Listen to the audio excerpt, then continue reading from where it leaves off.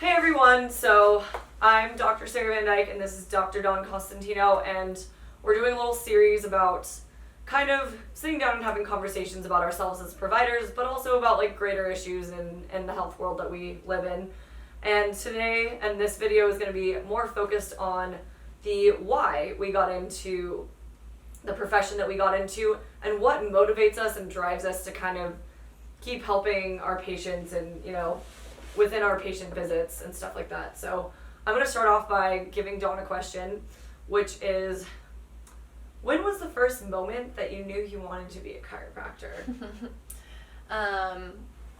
So my story starts with my journey as a child. So I found myself in the doctor's office many times for stomach conditions, and even as a young kid, I kind of always questioned their approach a little bit. It was kind of like, why isn't that they're not looking at me in the eye? Why is it that they're not coming over and putting their hands on me? Why is it that they're not doing more? And I don't think I thought that on the first visit. I think I maybe thought that on like the 10th visit. But it was always, no matter what I was going in for, here's some antibiotics and see what that does. And that's just what you learn is the normal, right? And I'm not saying that that's bad, but ultimately I kept coming back for the same issue and it wasn't getting better. And I think it was a boyfriend I was dating at the time was going to a chiropractor, and I went to the same chiropractor and absolutely just loved how different it was. I didn't know what to expect. I had absolutely no idea. But I went in, and the amount of time that they spent with me, the amount of eye contact that they made with me, the amount of questions of what's your life like and what are your parents like, and getting to know me on a deeper level and spending time and putting their hands on me, I thought was absolutely beautiful. So I knew growing up I wanted to be some form of healthcare provider. I just didn't know what. And so my first experience in a chiropractic office was when I realized that's the kind of doctor that I want to be. No, I didn't go to the chiropractor and get my stomach issues fixed. That wasn't what I was there for, but ultimately that is kind of what drove me to seek a different paradigm. This is where I want to be. This is the type of provider that I want to be, and I want to share this, and there should be more of this out there. So that's my story. That's how I knew. I like that. What about you? I would say, well, I don't know, I had a lot of influences growing up, kind of towards more of the natural medicine realm, like I've mentioned before. But for me, I think specifically the issues kind of came when I became a runner, which was in high school. I was a figure skater growing up, and then I switched to running due to a lot of unforeseen circumstances, but I became a runner, and I took to it pretty quickly. I kind of always liked it as a kid. I was one of the only kids that actually liked running the mile in elementary school, and everybody else hated it. I hated it. I also liked it because I could beat the boys, which was really gratifying, because they always told me I was like inferior to them in PE because I was a girl, which I thought was a BS excuse back in the day. So, anyways, I became a runner in high school, and I didn't really have a lot of injuries in high school.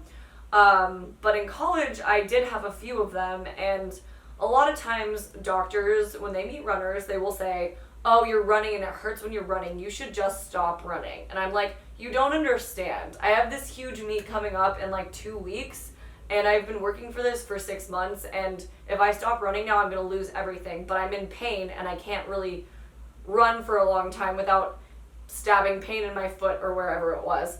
So my chiropractors that I would see generally would be the ones that would look towards, like, instead of just telling me don't run, they would look towards like, oh, how does your gait look?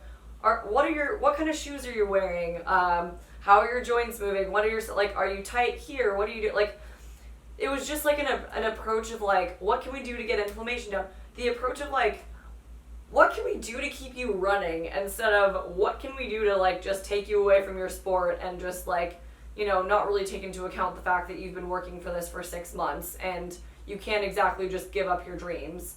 And I'm not saying that there's not a lot of great orthopedic doctors or like, more medical professionals who don't try their hardest to do that, but I got a lot of just stop running, and that wasn't really an answer that I wanted to hear. I wanted to hear about what I could do so that injury never came back again, kind of like you.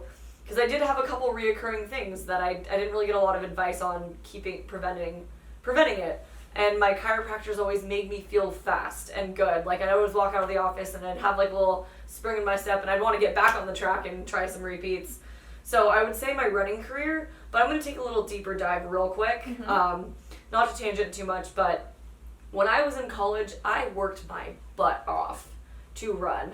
I wasn't necessarily always the most talented girl on the team, and I wasn't the most highly recruited one, but I wanted it. And I was willing to do all the extra things to be as fast as I could possibly be, and I was really in a race with myself. I've always been somebody who's wanted the times more than the places, more than the first place, and that drive to be the best that I could possibly be and get every ounce of, talent and hard work I could get out of myself was draining. And I put so much into my sport, and like injuries just sidelined me for way more of college than I would have liked to have had happened. And for the amount of things that I gave up in college for running, and to have the frustration of injuries, the soul searching nights of just like, why is this still here? Like, why is this happening to me? I trained so hard for this. Or like, those thoughts where you're like, well, I can make it around the track for 3 3/4 laps. It's just my foot. Like, I can do that. And the part of me that's very analytical always wanted to understand why those things were happening to me and how I could fix them and how I could prevent it. Because I was always worried that those things would come back to bite me in the butt again. And I'd be exactly in that same spot again. So for me, I just had like such intense motivation to know what I could do to keep people from like dealing with those things, and to be able to be, have answers and to help people out so they wouldn't have to do that. They wouldn't have to just experience what it's like to just work your butt off and have your dreams go up in smoke. And so I have just such fierce motivation. Like I said, I'm more competitive with myself than I am with other people, and that's how I am with my practice too. Like, I really, really, really, really, really just want to get people better because I feel like I need to do my best. And if someone's coming in here and trusting me, I have to be on my game and I have to work hard for somebody. And I need to know why and how and like what to do to prevent it, because those are the questions that I wanted to know. So I have a lot of motivation coming from my previous failures and my college injuries, because nobody should have to deal with that on the mental or physical side. It was painful in both aspects, and I do not want to be somebody who can't help those people, and I do want to be somebody who can, because the people that did help me changed my life, and I want to be one of those people who does that. So that's kind of my why. End video there. That was absolutely beautiful, Sarah. Your passion just radiates off of you. It's amazing. If you guys don't want to see Sarah after hearing that, I'm like so red in the face from you saying I love it. I love your passion. And that is ultimately like, I don't want to put us in a category of chiropractic for that, right? But I think that there's a lot of providers out there that can be that passionate for you. And so I think that's why it's really important that we want to share that on video right now, is because there are some that you can find out there that really truly care about you when you walk in the door. That are not our specialty. There's a lot of good guys out there. We know a few of them. If you ever need recommendations. So it's not about the money in our wallet. It's about the person who walks in the door and how much we can actually truly help them.